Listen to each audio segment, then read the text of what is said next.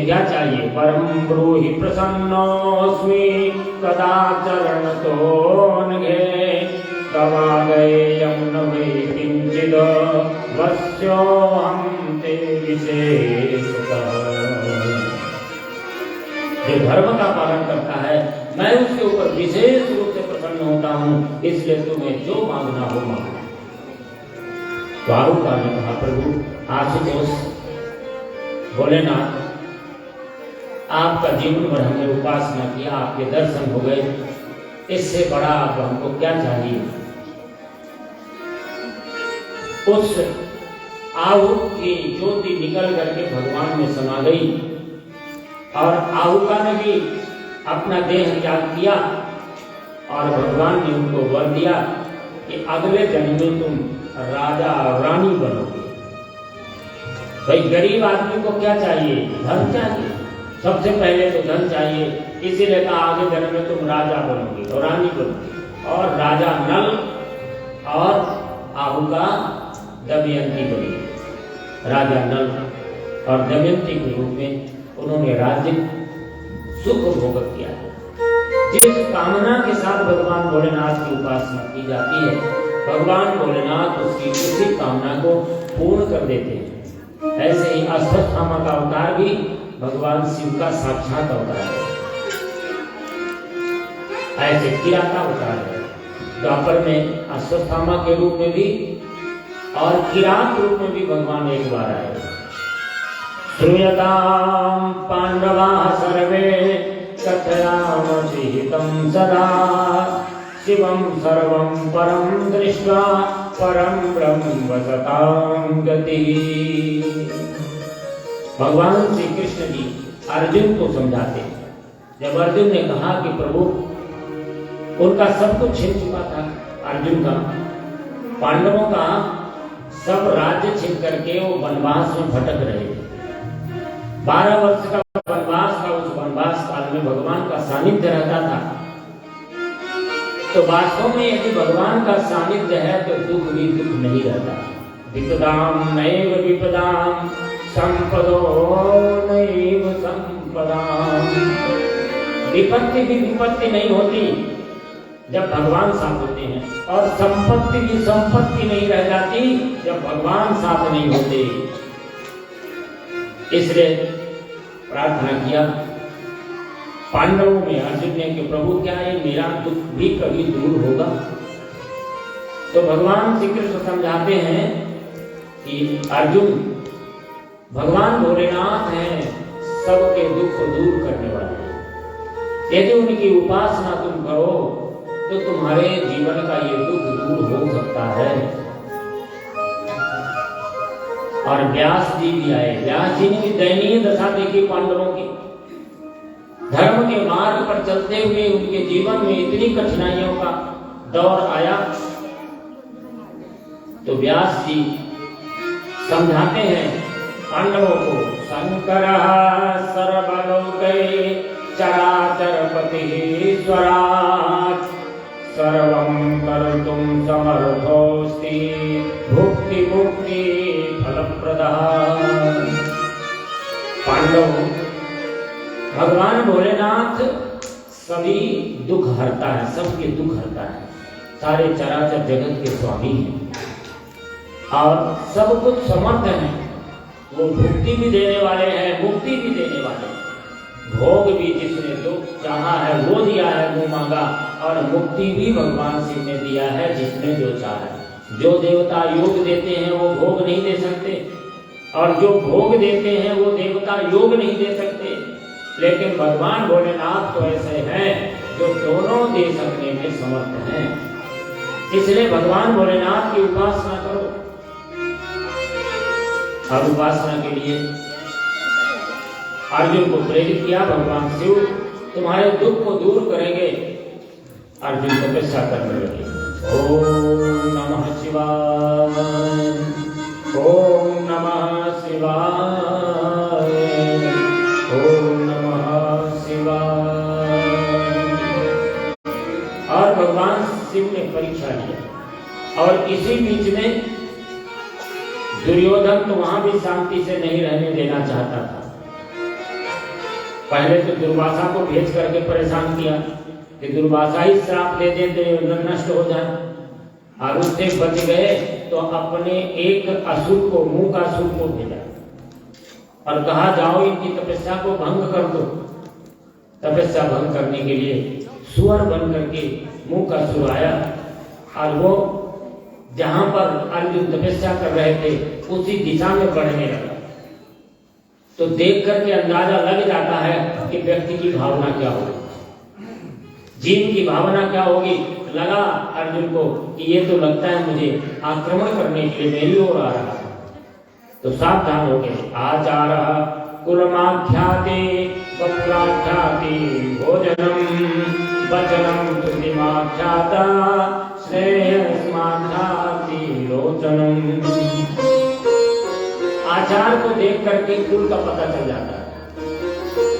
आपके व्यवहार, आपकी वाणी, आपके क्रियाकलाप, आपकी आचरणशीलता को देख करके कोई भी पता लगा सकता है आपका कुल कैसा होगा, आप किस सोसाइटी में रहते हैं, आपका पारिवारिक परिदृश्य क्या है।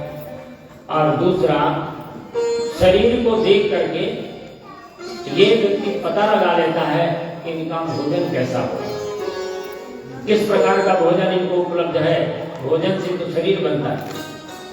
और तीसरी बात है, यदि वाणी निकली मुंह से तो उसके ज्ञान का पता लग जाता है। कौवा और कोयल में केवल इतना ही तो फर्क होता है कि काले तो दोनों होते हैं, बोलने से ही अंतर समझ में आता है कौवा और कोयल में अंतर क्या है। तो वाणी निकले तो समझ में आ जाता है इसका व्यक्तित्व, इसका आचरण, इसका जीवन क्या होगा, इसका ज्ञान क्या होगा।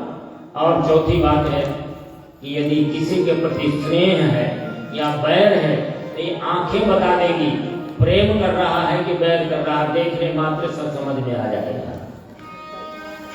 और अर्जुन को समझ में आ गया कि ये हमारी ओर तो आक्रमण की मुद्रा में आ रहा है। उन्होंने धनुष बाण उठाया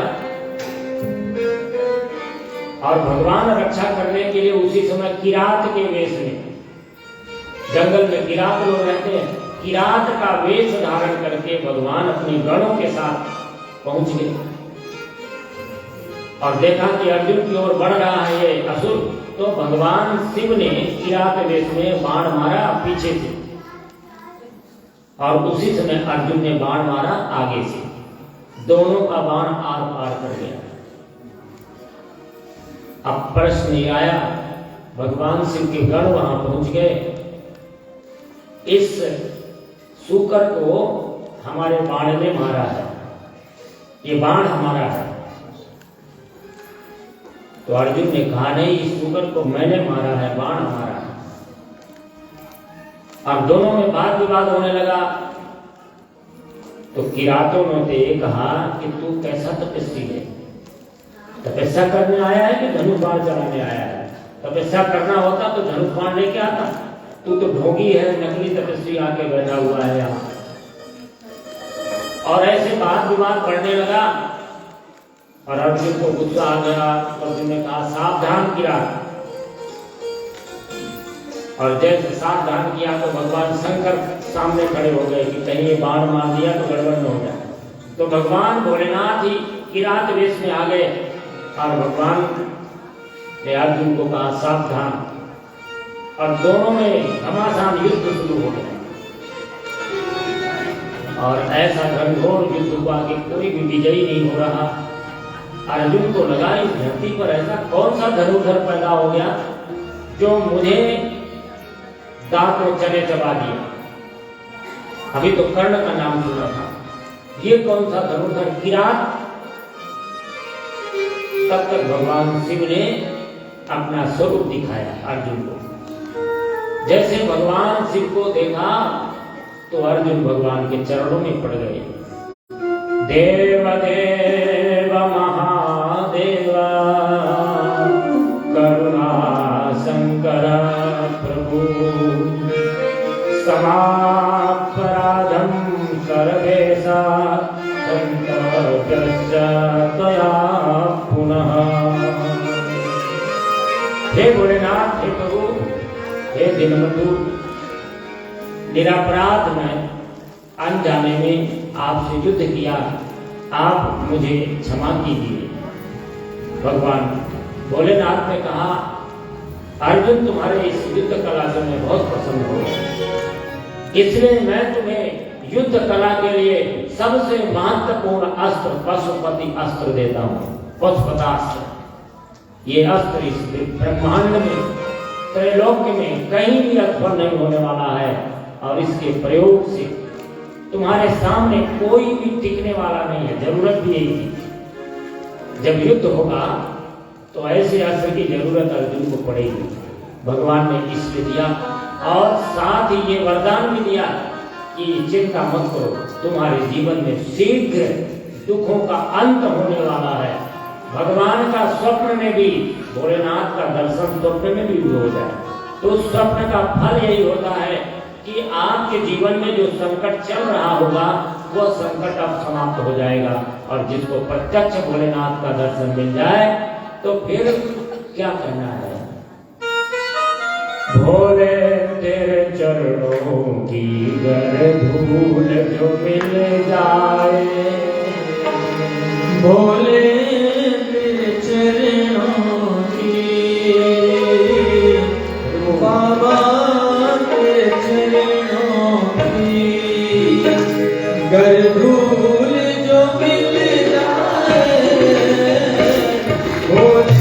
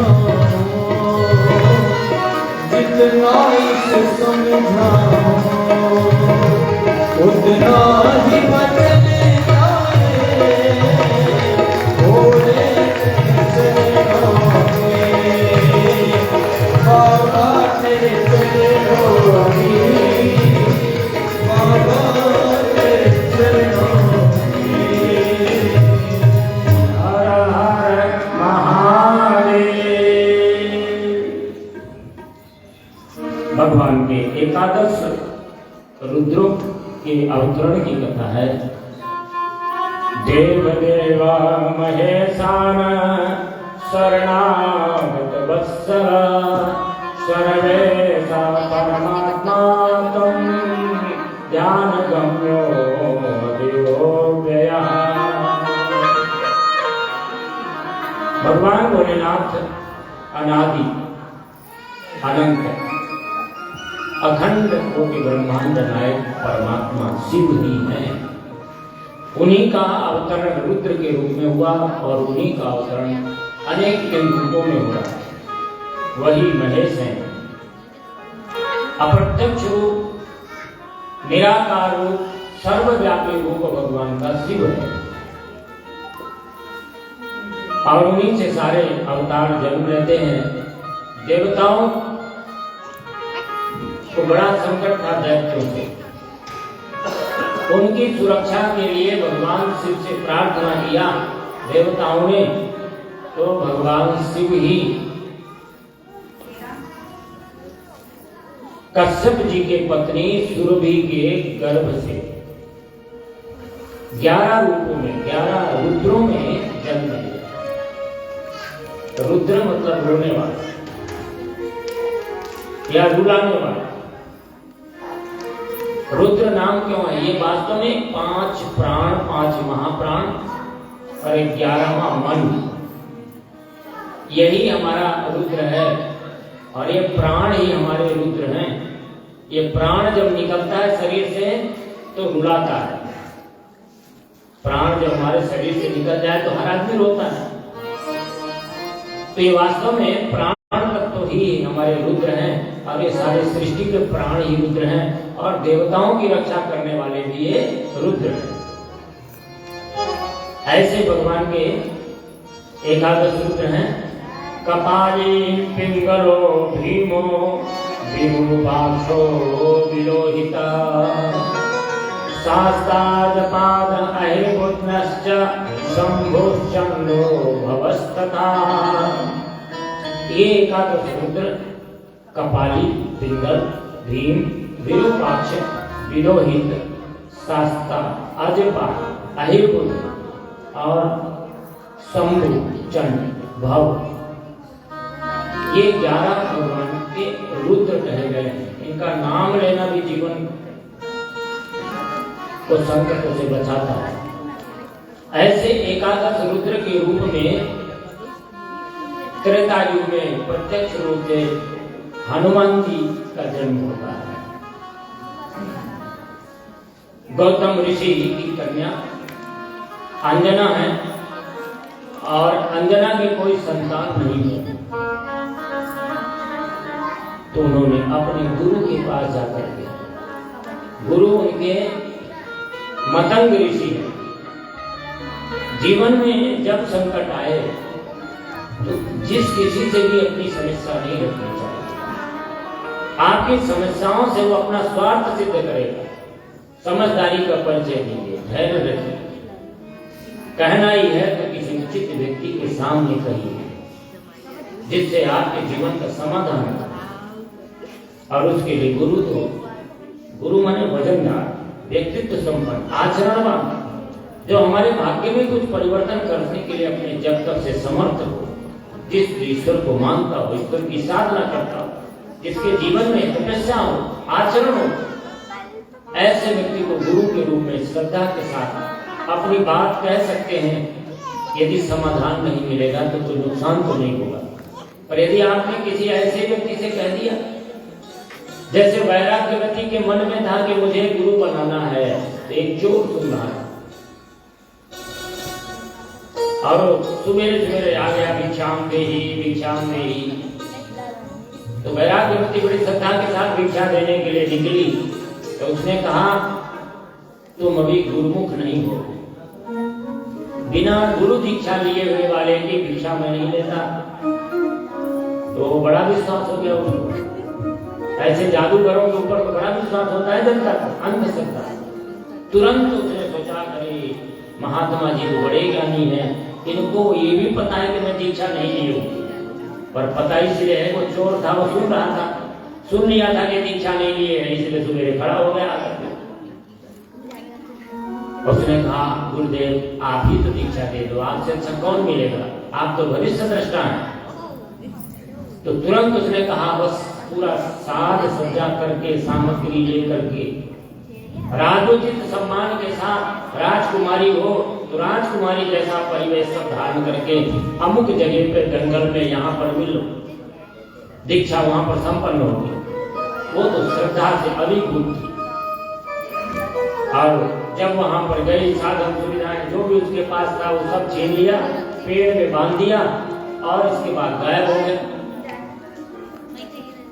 वैराग्यवती ने सोचा कि दीक्षा का कोई उपक्रम होगा, उसे पता नहीं कि क्या हुआ। अब वो भूखी प्यासी गुरु निष्ठा में बंधी हुई है, भगवान को आना पड़ा। नारद जी को भेजा भगवान ने, देखो इस सृष्टि में कहीं असंतुलन हो रहा है, क्या बात है। नारद जी ने देखा कि एक कन्या बड़ी श्रद्धा के साथ पेड़ में बंधी हुई, भगवान को बताया, भगवान को आना पड़ा और भगवान ने बंधन खोलने का प्रयास किया तो वैराग्यवती ने कहा कि नहीं, हमारे गुरुदेव ने बांधा है, वही छोड़ेंगे। तो नारद जी ने कहा कि वो गुरु जी नहीं, वो तो चोर था, वो चला गया, अब कहां से ढूंढ के लाना। बोले नहीं, कैसे चोर हो सकता है, जिसने भगवान को सामने प्रकट कर दिया कैसे चोर हो सकता है। गुरु निष्ठा तो है, बात तो सही है, श्रद्धा तो वैराग्यवती की थी पर माध्यम तो वो व्यक्ति बन गया। और इसीलिए कहा गुरु गोविंद दो खड़े काटे लागू पाए, परिहारी गुरु आपनो गोविंद दियो बता। तो श्रद्धा अपनी होती है, अपनी श्रद्धा से आप कहीं ऊंचाइयों तक उठ जाते हैं। तो कभी कभी ऐसा होता है, श्रद्धा है तो आपका काम तो बन जाएगा, पर प्रयास तो यही करना चाहिए कि सही व्यक्ति के सामने ही अपनी बात को रखें। और जैसे अंजना ने अपने गुरु मतंग ऋषि से कहा मेरे कोई संतान नहीं, कोई उपाय बताइए। तो मतंग ऋषि ने कहा कि संतान के लिए तो कुल देवता की पूजा बहुत जरूरी है। कुल देवता और पितृ देवता यदि नाराज है, असंतुष्ट है तो संतान सुख नहीं होता। इसके लिए अपने कुल देवता की पूजा करें। हम सभी के कुल देवता कोई न कोई होते हैं, लगातार जमाने से, बाप दादों के जमाने से कोई पूजा घर में होती आ रही है, वही कुल देवता की पूजा है, उसका भी महत्व है। आप भले आप डीजीपी से संपर्क हो आपका, पर कोतवाल नाराज होगा तो आपको फंसा जरूर देगा, परेशानी में डाल देगा। अंतिम समस्या का हल भले ही आपके फेवर में हो जाए पर परेशानी तो फंस जाएगी। तो कुल देवता और पितृ देवता इमीडिएट वो शक्तियों को भगवान तक पहुंचाने के साधन होते हैं। इसलिए हम पूजा भी करते हैं तो कुल देवता भ्योमा, इष्ट देवता भ्योमा, ग्राम देवता भ्योमा, स्थान देवता भ्योमा, सबकी भूमिका है, सबको स्मरण करते हैं। इसीलिए और कुल देवता उनके वायु देवता थे, वायु देवता की उपासना किया। और संयोग से उसी बीच में जो पुत्रेष्ठ यज्ञ चल रहा था दशरथ जी का, और जब यज्ञ भगवान प्रकट हुए और चरु दिया था, वो चरु लाकर के रानियों को दिया तीनों को, तो सुमित्रा के हाथ का चरु एक चील आया और उठा के दोना लेके चला गया। तब दोनों ने उभय आधे आधे कर दीना। अब उनका चला गया तो आधा कौशल्या ने भी दे दिया, आधा कैकेयी ने भी दे दिया, तो दो भाग हो गया सुमित्रा के। इसीलिए सुमित्रा के जब संतान हुई तो दो हो गई, लक्ष्मण जी और शत्रुघ्न जी। कैकेयी के भरत जी थे और कौशल्या के राम जी थे। और वो चील उड़ करके ले गया। तो देखो वायु देवता की उपासना कर रही थी, तो वायु देवता ने एक झटका मारा तो चील के मुंह से वो दोना गिरा, और उसी समय अपने वायु देवता की प्रार्थना करते हुए अंचल को किए हुए थी, और उसी अंचल में वो दोना गिर गया। और उसे भगवान भोलेनाथ का प्रसाद समझ करके भोलेनाथ का प्रसाद समझ करके, भोलेनाथ इष्ट देवता थे और वायु देवता कुल देवता थे उनके, तो भोलेनाथ का प्रसाद समझ करके उसको ग्रहण किया और वही अंजना के गर्भ का कारण बना। एक ही खीर से राम जी भी पैदा हुए हैं और उसी खीर से हनुमान जी भी पैदा हुए हैं। राम जी भगवान विष्णु के अवतार हुए, भगवान परमात्मा के अवतार हुए, और ये भगवान रुद्र या भगवान शिव के अवतार कहे गए दोनों। इसलिए दोनों का संबंध भी बना। अब जब धरती पे आते हैं तो कहीं न कहीं दोनों एक रूप में काम करने के लिए इस धरती पर आते हैं, दोनों एक ही हैं। भगवान शिव और भगवान नारायण में कोई अंतर नहीं है, दोनों एको त्रयो देवा, ब्रह्मा जी में भी कोई अंतर नहीं है। किन्हीं तीन में से आप कर रहे हैं तो एक ही देवता की पूजा मानी जाएगी, क्योंकि एक ही देवता तीन रूपों में बंट गए। आपने कथा सुनी, पहले दिन हमने सुनाया। तो हनुमान जी का प्रादुर्भाव हुआ, इसलिए हनुमान जी को कहते हैं पवन पुत्र, शंकर सुवन, केसरी नंदन। केसरी तो पिता थे ही उनके, केसरी नंदन शंकर सुवन। शंकर जी का ही तो अंश आया हुआ है, शंकर जी ही इष्ट देवता हैं। और पवन पुत्र, पवन देवता ही तो हवा से उड़ा के लाए हैं, उन्होंने ही तो पुत्र दिया है, इसीलिए पवन पुत्र भी है। और हनुमान जी के अवतार की कथा बड़ी महत्वपूर्ण है, बड़ी लंबी भी है, और संक्षिप्त शब्दों में हम सुनाएंगे। हनुमान जी जब पैदा होते हैं तभी वो इतने बहादुर हैं। बाद समय विपक्ष लियो, तीनों लोग भयो अंधियारो।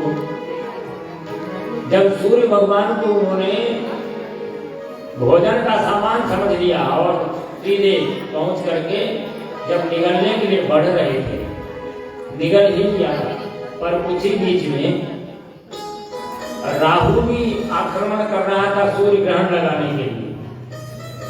तो बीच में हनुमान जी ने निगल लिया सूर्य भगवान को, और राहु का भी आतंक उसी समय था। इंद्र ने सोचा ये हो क्या रहा है सृष्टि में, और उन्होंने हनुमान जी को कोई निशाचर समझ करके अपना वज्र प्रयोग कर दिया। और जैसे वज्र प्रयोग किया तो हनुमान जी घायल हो गए, उनकी डांट थोड़ी टेढ़ी हो गई, इसलिए हनुमान हो गए। हनुमान ये उनकी यहाँ पर वज्र लगा, थोड़ी पर तो टेढ़ी हो गई हनुमान जी की, तो उनका नाम हनुमान जी हो गया। लेकिन जब हनुमान जी घायल हो गए तो सारी जगत की वायु को वायु देवता ने रोक दिया। वायु उठ गई तो सारी सृष्टि में असंतुलन पैदा हो गया, त्राही त्राही मच गई, सारे देवता भगवान के पास पहुंच गए, और भगवान नारायण सहित सारे देवता वहां पर प्रकट हुए, और सभी ने वायु देवता से प्रार्थना किया कि हनुमान जी को हम सारे देवता को अपनी शक्तियां दे रहे हैं, सारे देवता। इसलिए एक हनुमान जी की उपासना कलयुग में सारे देवताओं की उपासना के समान है। जैसे गायत्री मंत्र की यदि आपने साधना कर लिया तो 24 अवतारों की साधना हो गई, भगवान के 24 अवतारों की साधना। अक्षर 24 परम पुनीता, इनमें बस है शांत सुचुप्त गीता। ऐसे हनुमान जी की यदि आपने साधना कर लिया तो सारे देवताओं की साधना एक साथ हो गई। और ऐसे देवताओं ने तमाम अतीन्द्रिय शक्तियां हनुमान जी को दे दिया, और हनुमान जी इन्हीं शक्तियों का उपयोग करके जब वो शिक्षा प्राप्त करने के लिए सूर्य भगवान के पास गए तो सूर्य भगवान ने शिक्षा दिया, और दीक्षा के बाद कहा इस समय भगवान नारायण का अवतार धरती पर हो रहा है, और मेरे अंश से जन्मा हुआ सुग्रीव भी धरती पर गया, और इंद्र के अंश से जन्मा हुआ बाली भी गया है। और कहीं ऐसा ना हो कि हमारे मानस पुत्र सुग्रीव को भगवान के चरणों की सेवा करने का अवसर ना मिले बाली के कारण। बाली कर्म है, सुग्रीव जीव है, तो कर्म पीछा करता है जीव का, और पता नहीं कहाँ ले जाकर पटक दे, भगवान के चरणों में या असुरों के चरणों में। तो इसलिए इनकी रक्षा करना, दीक्षा के रूप में, दक्षिणा के रूप में सूर्य भगवान ने हनुमान जी से मांग लिया। और इसीलिए हनुमान जी दास बन गए सुग्रीव के। जब घर से निकाल दिया वाली ने, कोई साथ देने वाला नहीं था, तो हनुमान जी की जिम्मेदारी थी गुरु की आज्ञा, और अपनी गुरु की आज्ञा मान करके हनुमान जी सुग्रीव के दास बन गए। और दास ऐसे बने कि भगवान को ही मिला दिया, भगवान को ले आए और भगवान को कंधे पर बिठा करके सुग्रीव के पास ले गए। पावक साखी देकर जोरी प्रीति दिखाया, सदगुरु की भूमिका निभाया। जीव को और ब्रह्म को जोड़ने की सीढ़ी क्या है? सदगुरु है। सदगुरु की प्रेरणा, सदगुरु की भगवान, सदगुरु के द्वारा सुनाई हुई भगवान की कथा इस जीव की व्यथा को दूर करके भगवान से संबंध जोड़ देती है, सच्चा योग कराती है। इसीलिए सुग्रीव का संबंध जुड़ गया। और संबंध ऐसा नहीं जुड़ा, जीव पहले विश्वास नहीं करता भगवान के ऊपर भी। सदगुरु कहेंगी तो हम कहाँ मानते हैं? गुरुदेव ने कहा कि गायत्री माता सर्वसमर्थ है, मैंने जो कहा उसको कीजिए, आपका कल्याण हो जाएगा। पर हमको विश्वास कहाँ होता है? हम यहाँ भी चक्कर लगाते हैं, वहाँ भी चक्कर लगाते हैं, उनकी बात में भी फंस जाते हैं, इनकी बात में भी फंस जाते हैं, आपस में झगड़ा भी कर लेते हैं। गुरुदेव ने जो कहा उस पर विश्वास कहाँ होता? ऐसे हनुमान जी की बात पर विश्वास कहाँ है सुग्रीव को? सुग्रीव ने तो ये कहा था कि देखो, यदि कोई बाली के भेजे हुए हैं और ये इशारा कर देना तो मैं भाग जाऊंगा, यहाँ छोड़ करके भाग जाऊंगा। और हनुमान जी को ले जाकर के खड़ा कर दिया, संबंध जोड़ दिया, तो भी सुग्रीव के मन में संदेह। भगवान ने पूछा मित्रता के कारण कि यहाँ तुम क्यों रह रहे हो? तो बताया कि बाली ने हमारा सब कुछ हरण कर लिया है और उसके भय से मैं रहता हूँ। यहाँ साप बस आवत नहीं, ऋषि का श्राप है, इसलिए यहाँ नहीं आता, इसलिए मैं आराम से यहाँ बैठा हूँ। और भगवान ने कहा कि सुन सुग्रीव बाली हिमालय हो गए कहीबान, ब्रह्म रुद्र शरणागत गए तो बरेगा। मैं तुम्हारे बाली को एक ही बाण से मार दूंगा, चिंता न करो। ब्रह्म रुद्र अर्थात मैं नारायण हूं, ये भी बता दिया। ब्रह्म रुद्र के अलावा कौन है तीसरा? नारायण। तो मैं नारायण हूं। पर भरोसा नहीं हुआ, उसने कहा परीक्षा लिया। ये जीव हर समय परीक्षा भगवान की लेता है, संत की लेता है, धर्म की लेता है, संबंधों की लेता है, हर समय परीक्षा ही लेते रहते हैं हम एक दूसरे की। सुग्रीव ने भी कहा कि यदि वास्तव में आप मार सकते हो तो ये ताल वृक्ष एक साथ है, इनको बाण से मार दीजिए, एक ही बाण से सातों यदि नष्ट हो जाएंगे तो मैं समझ लूंगा कि आप मार पाएंगे। और दुंदुभी दैत्य की ये हड्डियों का ढेर यदि आप पैरों से उछाल दें आकाश में तो मैं समझ जाऊंगा कि आप मार पाएंगे। तो भगवान ने कर दिया, परीक्षा दे दिया, विश्वास हो गया। और विश्वास हो गया तो भगवान ने कहा तुमको विश्वास हो गया, तब बताओ तुम क्या चाहते। तो बड़ा खुश हुआ सुग्रीव, और इतना खुश हुआ कि वो कहता है भीतर से नहीं कहता, बाहर से कहते। जैसे हम किसी से दो प्रकार का व्यवहार रखते हैं ना, ऊपर दिखाने के दांत दूसरे और भीतर खाने के दांत दूसरे, हाँ ठीक है, ऐसे हमारा व्यवहार होता है। सुग्रीव ने भी कहा अब कछु नाथ ना चाहिए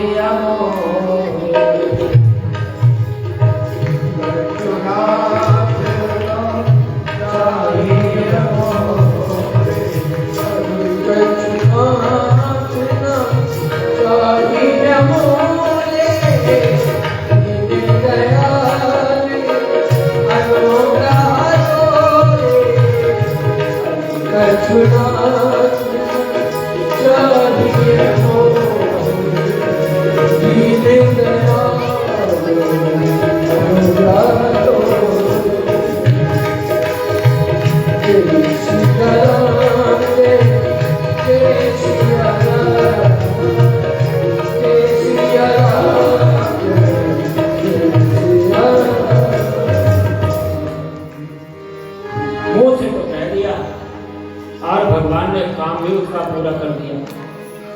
बाली को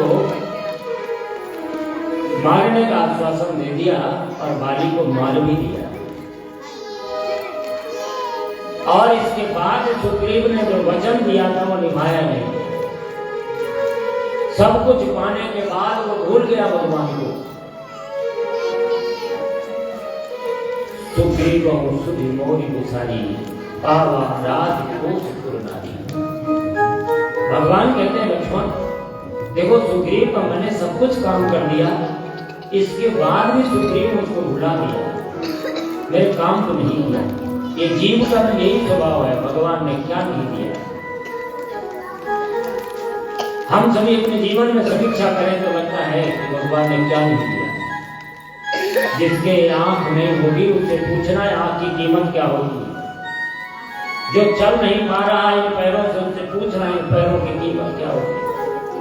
जिसे 2 टाइम की रोटी नहीं मिल रही उससे पूछना आपके जो इस वैभवपूर्ण जीवन का आनंद क्या है। पर हमने कभी भी नहीं सोचा उस भगवान के, और सदा हम भूल जाते हैं। ऐसा सुग्रीव भूल गया, लक्ष्मण जी को भेजा भगवान ने कि जाओ भय दिखाई लया बहुत सखा सुग्रीव, भय दिखा करके लाओ सुग्रीव को मेरे पास। ये जीव भय से ही मानता है। जब दुख आता है तो भगवान की याद आती है, और जब सुख आता है तो भगवान को भूल जाता है जीव। इसीलिए दुख हमारे जीवन में जब आता है तो समझ लो भगवान आपको याद दिलाना चाहता है मेरे साथ संबंध जोड़। और लक्ष्मण जी तो चले, तो लक्ष्मण जी तो क्रोधावतार है, शेष है, पता नहीं क्या हो जाए। राम जी ने तुरंत सोचा, हनुमान जी को कहा भाई आप जाओ साथ में। लक्ष्मण जी कहीं ऐसा भय न दिखा दे कि सुग्रीव मर ही जाए, तो फिर इसका सुधार कैसे होगा। भगवान उतना ही दंड देते हैं जिसमें जीव का कल्याण बना रहे। उस समय का उपयोग करना चाहिए, उस दुख में भगवान का भजन करना चाहिए। और हनुमान जी कितने सरल है, कितने बुद्धिमान हैं। लक्ष्मण जी इतने क्रोधित हैं, इनका क्रोध शांत किए बिना सुग्रीव का प्राण बचेगा नहीं संकट में। अब सुग्रीव को बचाना तो जिम्मेदारी हनुमान जी की है ना। और कितने प्रेम से ले गए ऐसे सन्यासी को जो नींद नारी भोजन परिहरई सब कुछ त्याग करके घर में कभी प्रवेश नहीं किया, यति के रूप में है लक्ष्मण जी। और इसके बाद भी उनको तब हनुमंत पवन लल्लाए, तब पखारी पठारी कब भवन लैया पद पखारी पलक बठाए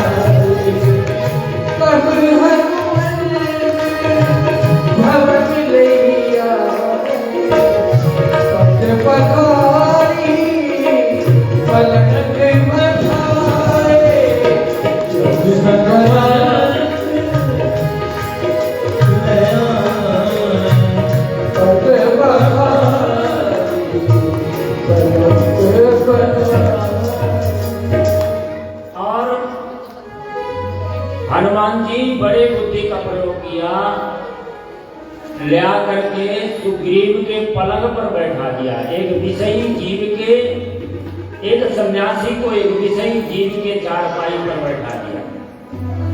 क्यों बैठा दिया? हमारे घर में एक छोटा सा सांप का बच्चा निकल आए तो हम उस कमरे में जाने से डरते हैं, बरसों डरते ही नहीं डरते।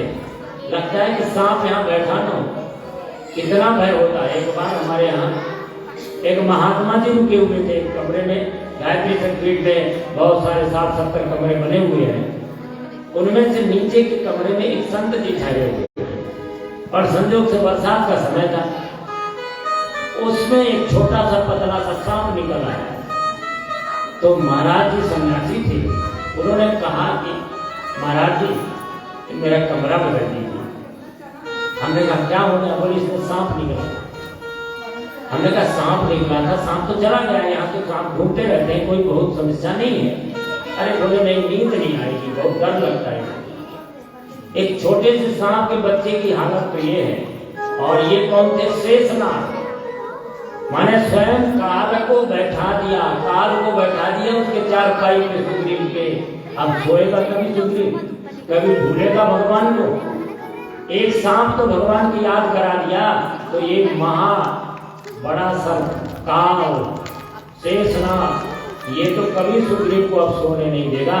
ये हनुमान जी टेक्निक अपना लिया और हम घबरा गया। सुग्रीव कहा प्रभु गलती हो गई, आप क्षमा करिए, अब मैं तुरंत बंदरों को भेजूंगा सभी जगह और सीता जी को पता करके ले आएंगे। और हनुमान जी ही ऐसे बंदर हैं जिनको भगवान ने दक्षिण दिशा में जाते समय कहा, दक्षिण दिशा में आप जाओ और ये मेरी मुद्रिका लेके जाओ। सीता जी मिलेंगे तुमको ये देना, तभी पहचान होगी, तभी उनको विश्वास होगा कि राम जी के पास है। तो राम जी को तो पहले ही पता है कि हनुमान जी लाएंगे पता करके सीता जी। बाकी ये 3 दिशाओं में जाने वाले बंदर तो केवल उधर को मचाने वाले होंगे बस। और आप देखिए जब सारे बंदर एक साथ समुद्र के किनारे पहुंच गए और सबने निश्चय कर लिया, संपाति को देखा, संपाति ने सोचा कि वाह ये सब कर रहे हैं कि अब लौट चलना तो ठीक नहीं है, वहां सुग्रीव मार डालेंगे और यहाँ बैठे रहने से हम लोग भूखे मर जाएंगे, तो अच्छा है सब कोई हम लोग समुद्र में कूद के मर जाए। संपाति बड़ा खुश हुआ कि ये यहाँ तो बहुत सारे भोजन एक साथ मिल गए, आप क्या पूछना है, बहुत दिनों से पंख जल गए थे, चल पानी रहा था बेचारा।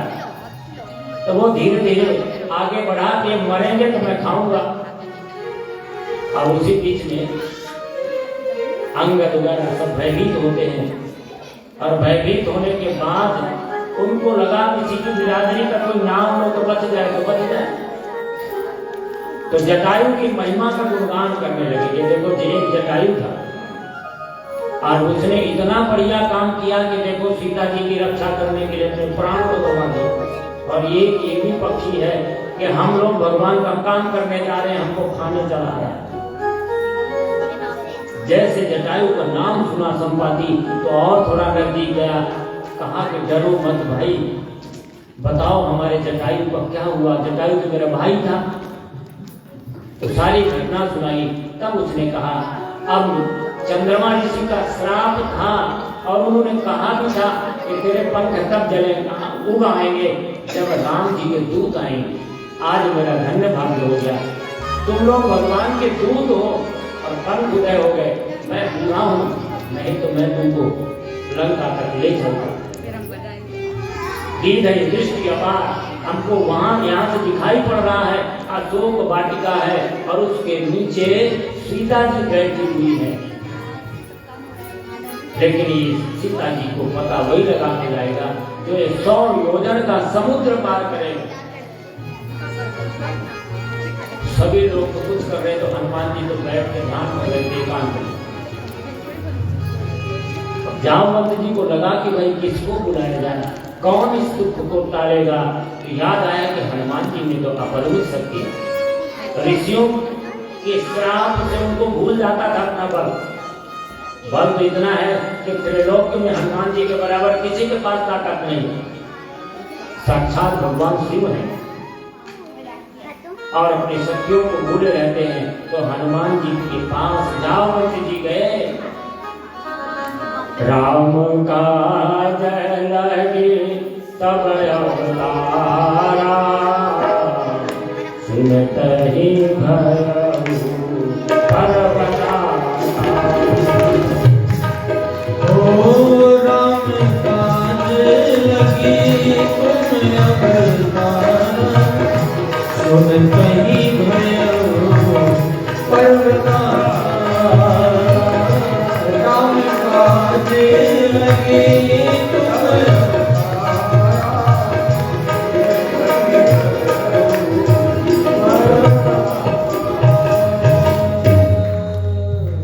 मंगल मूर्ति मारुति नंदन,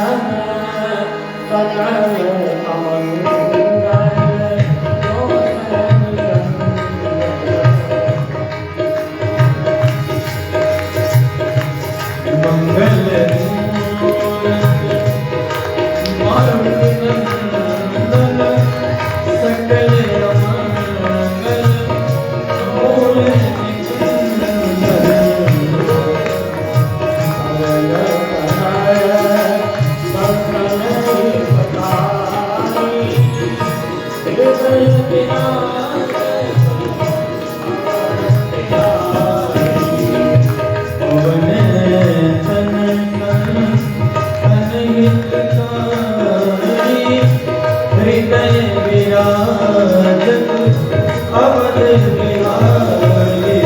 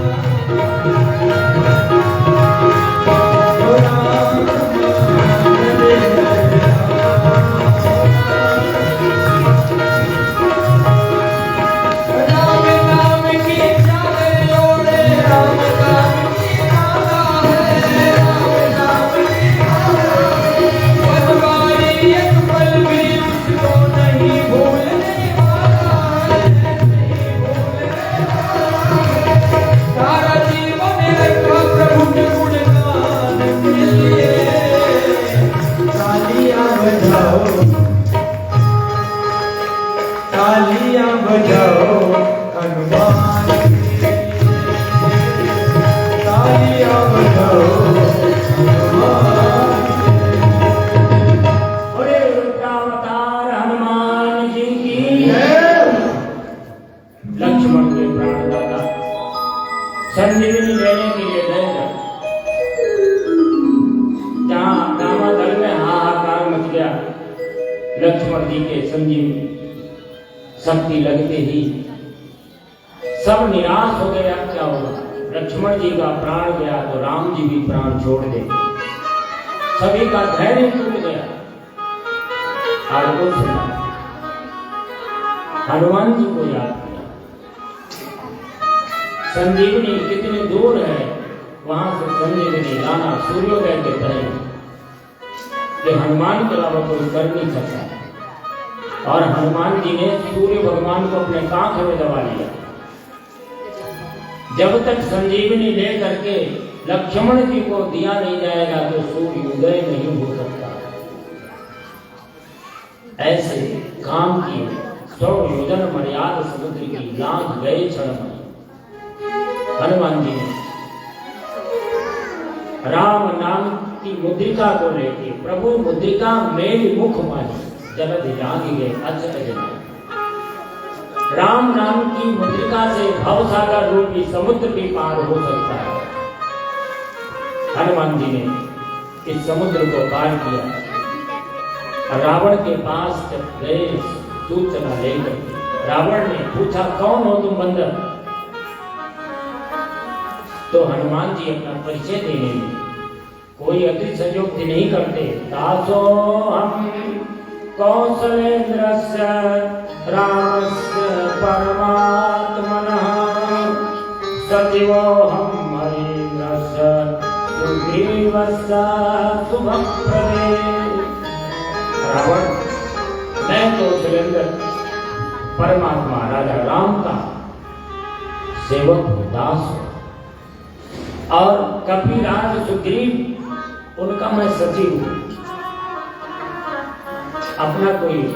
अपना परिचय नहीं दिया, अपने स्वामी और अपने जिसके संरक्षण में रह रहे उनका परिचय दिया। अपनी महिमा को स्थापित नहीं किया। इतने सरल है हनुमान जी। लंका को जलाया, हम बहुत सरल संक्षिप्त में केवल याद दिला रहे हैं आपको। आप सभी कथाओं को जानते हैं। हनुमान जी ने विभीषण को निकालने के लिए, क्यों विभीषण धर्म है, जब तक रावण के साथ धर्म होगा तो अधर्म भी जीवित बना रहेगा। अधर्म का कवच धर्म कभी कभी बन जाता है। और ऐसी परिस्थिति में विभीषण को निकालना आवश्यक था।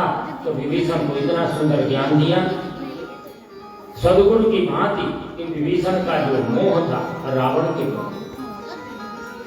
विभीषण जी राम के भक्त तो थे।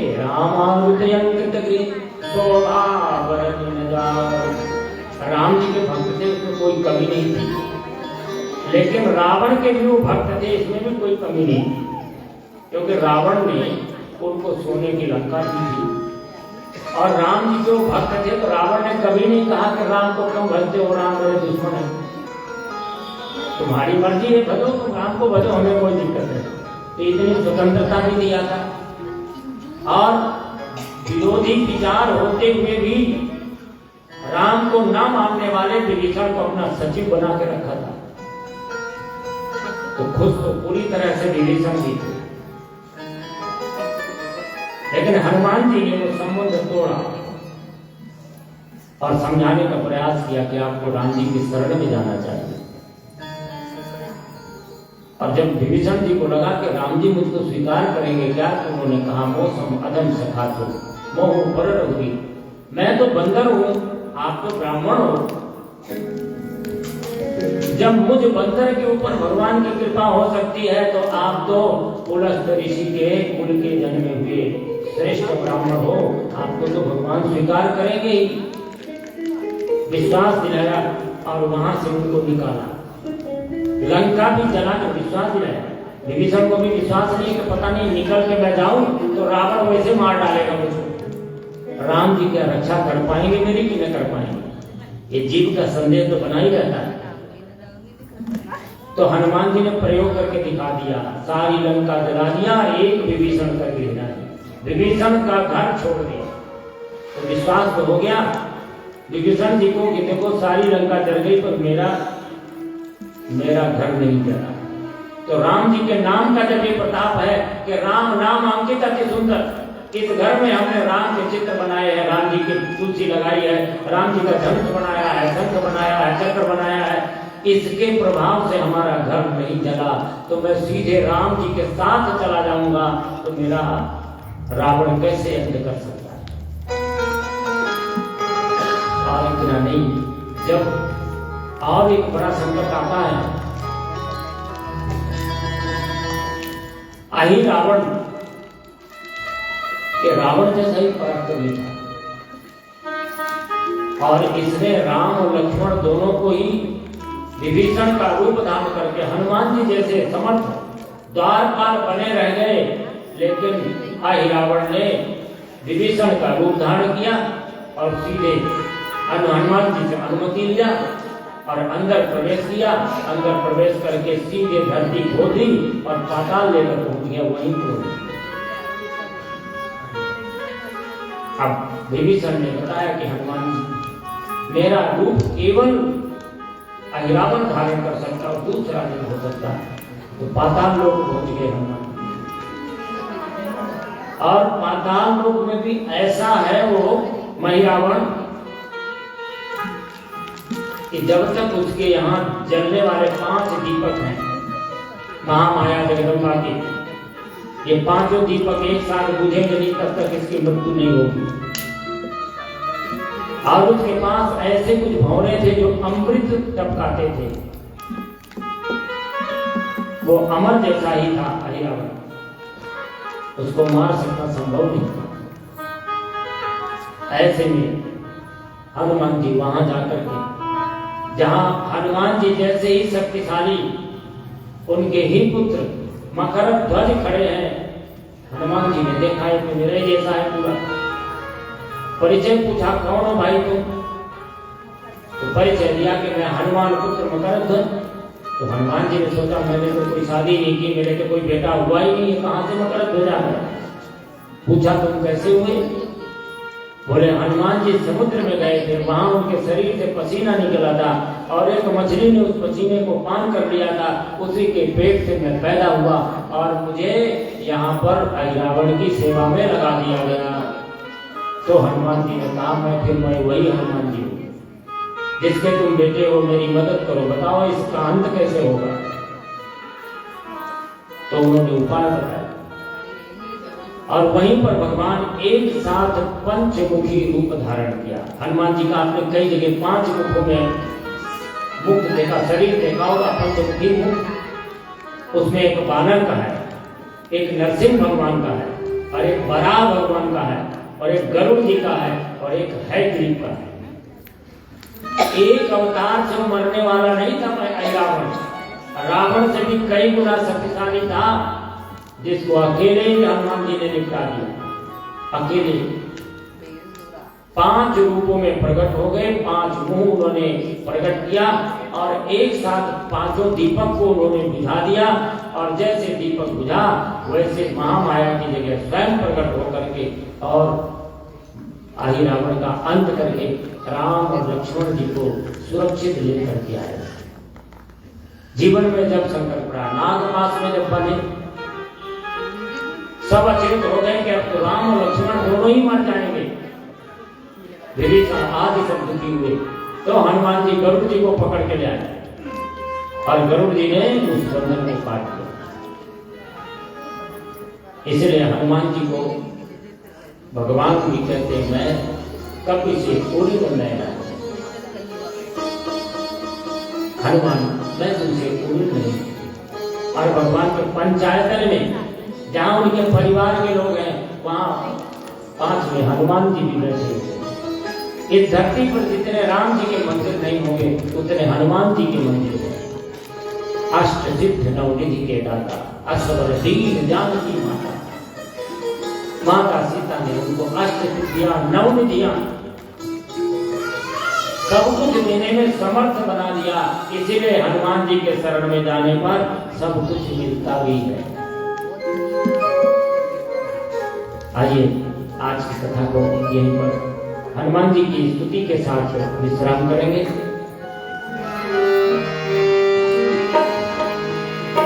जय जय जय हनुमान गोसाई, कृपा करो जय जय जय हनुमान गोसाई, कृपा करो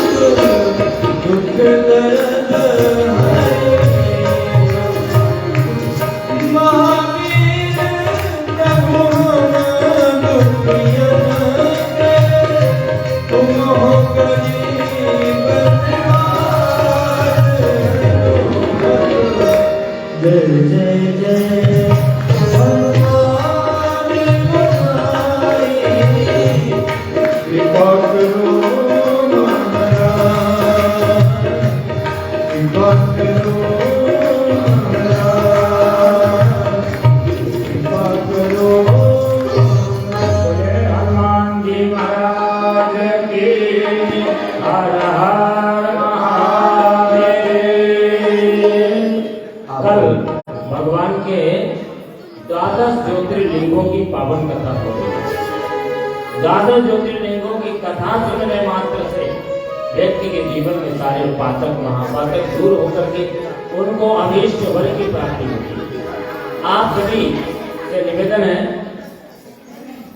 आप सभी मोबाइल चलाते हैं, उसमें गायत्री शक्तिपीठ चित्रकूट धाम, गायत्री शक्तिपीठ चित्रकूट धाम YouTube चैनल में आप सर्च करके इसको सब्सक्राइब करिए, तो आपको पूरे हमारे देश में विदेश में जहाँ भी कथाएं होती रहती है, शिव पुराण, भागवत पुराण, देवी पुराण या श्री राम कथाएं, उनको आप सुन सकेंगे और चित्रकूट से जुड़े रहेंगे। आप कभी आए जाएंगे तो आपका एक संबंध बना रहेगा, वहाँ की जानकारियाँ मिलती रहेगी। इसलिए आप कृपया वहाँ से जुड़ने की कृपा करेंगे। आइए सभी अपने वहाँ पे खड़े हो जाएं, भगवान की मंगलमय आरती।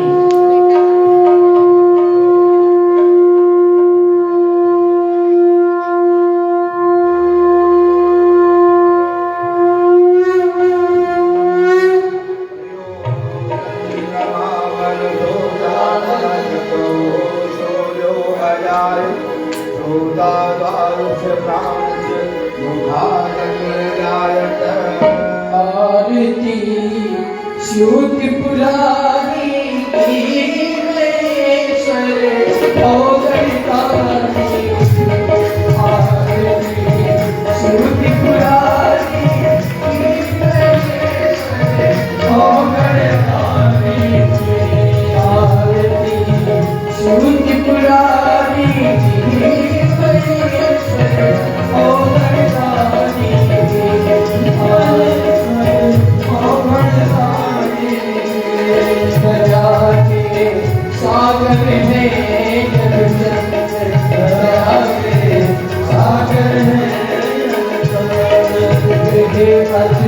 जिनके पति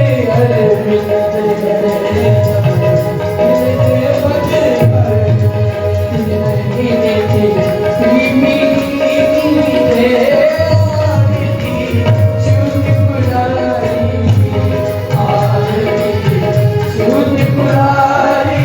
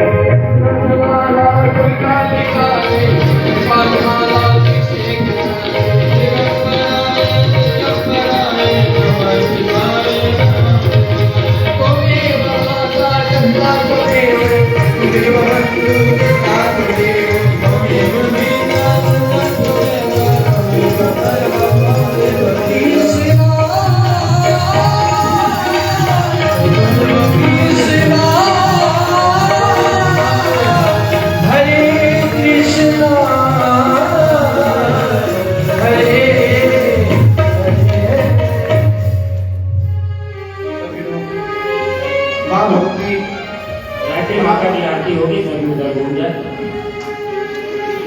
ओम जयति जय गायत्री माता, जयति जय गायत्री माता।